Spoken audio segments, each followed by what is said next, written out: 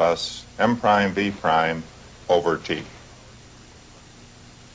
P is prices. M is the quantity of ordinary money, or cash, in circulation. M prime is also money. It's that larger part which consists of bank deposits. V and V prime are the rates at which each of these two kinds of money are spent, their velocity of circulation. Prices go up as the amount of money, the M's, go up. The value of money, therefore, depends basically on its quantity. However, if money is quickly spent, the effect will be greater than if it lies buried in a mattress or a bank vault.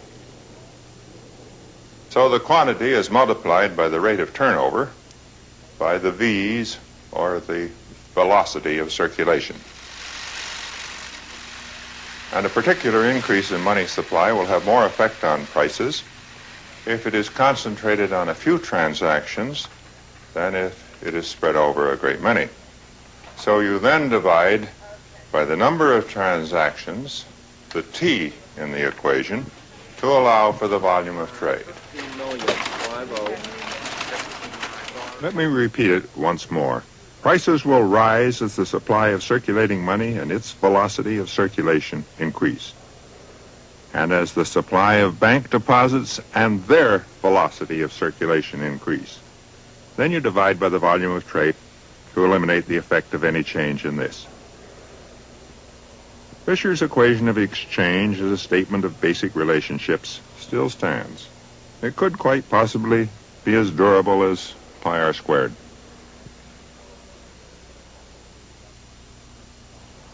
For Fisher, however, the equation was no mere description of how things work.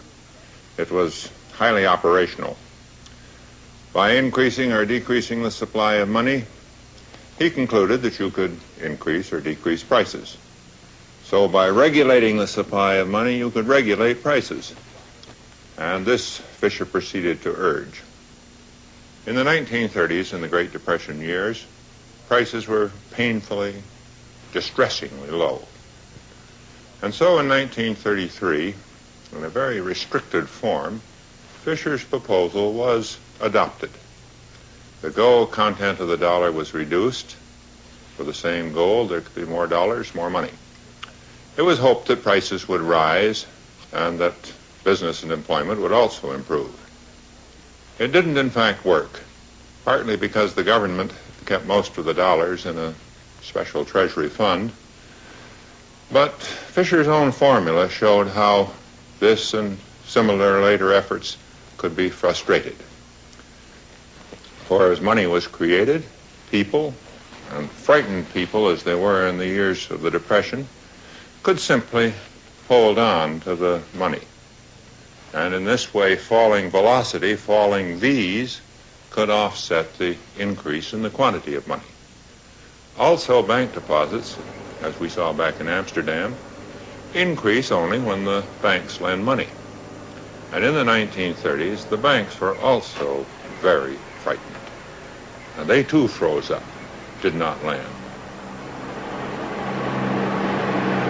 Irving Fisher's great idea was that the supply of money would and should be controlled.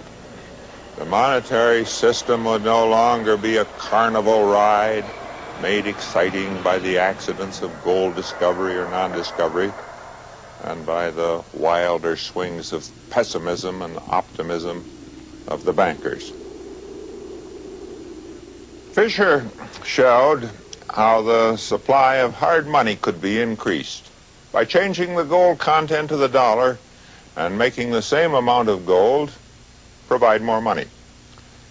What he could not ensure, especially during a depression, was that people would spend the money that was so created, or that the banks would do their share in money creation by making loans. This was the problem, having the government create the money and then ensure its expenditure, that John Maynard Keynes was to solve.